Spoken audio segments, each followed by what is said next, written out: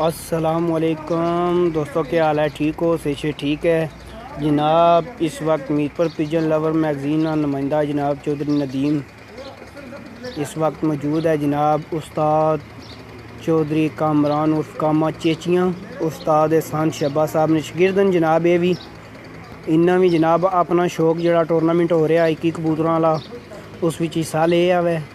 एक मीरपुर न हो रहा एक कबूतर वाला, 2 टूरनामेंट है जनाब डा रहे।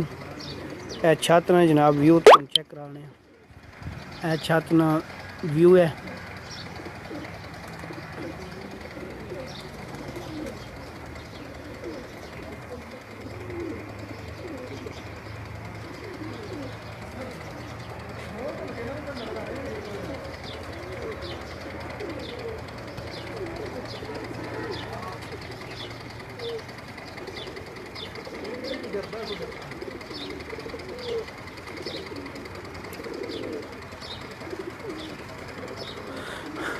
कबूतर तकरीबन जनाब सारे बंद हैं।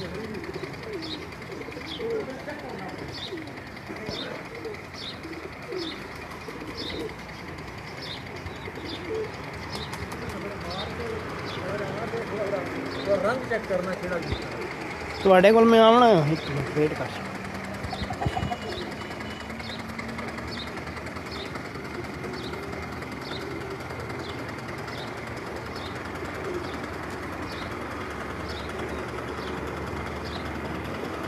कामे की बुलाओ कामरान आहो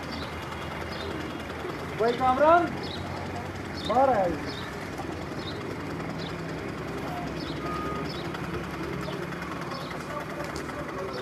आहो मुनसफ है भाई और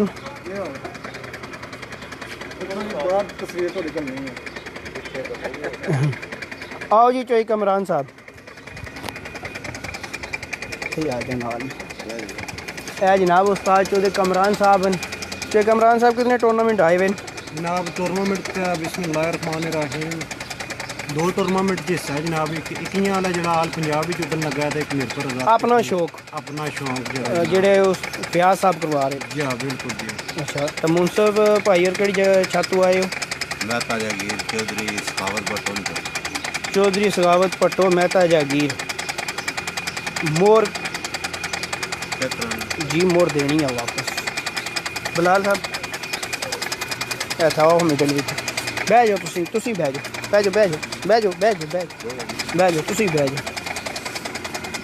ਇਹ जनाब 21 कबूतर वाली जी अपना शौक वाली मोर है ना वो जनाब कलैक्ट कर रहे हैं बिलाल साहब राजा इबरार ने भाई ने। ये जनाब वापस कलैक्ट हो रही है। तो क्या कुछ सूरत हाल है चोई कमरान साहब? कबूतर बंद न सारे माशाल्लाह कबूतर पर माशाल्लाह माशाल्लाह। तो ये जोड़ा चौधरी फयाज साहब टूरनामेंट करवा रहे हैं इस हवाले नाल थोड़ी जी तुहाडे कोल राय लेसां।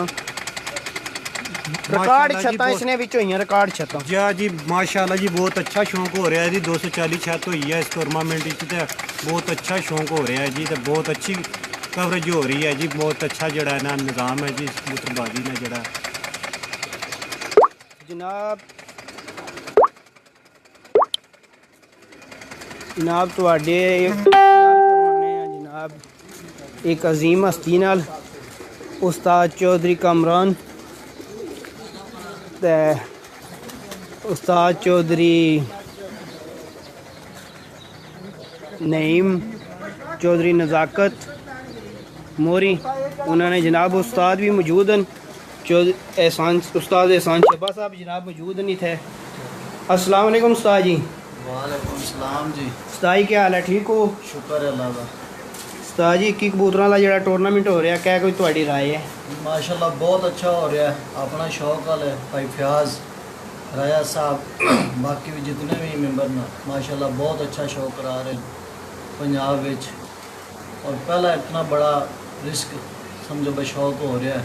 अच्छा शौक रिकॉर्ड छत हुई है। रिकॉर्ड हो गई है छत 240 छत है जी जी। बाकी टीम जी मीरपुर दी है वो भी बड़ी कवर कर रही है।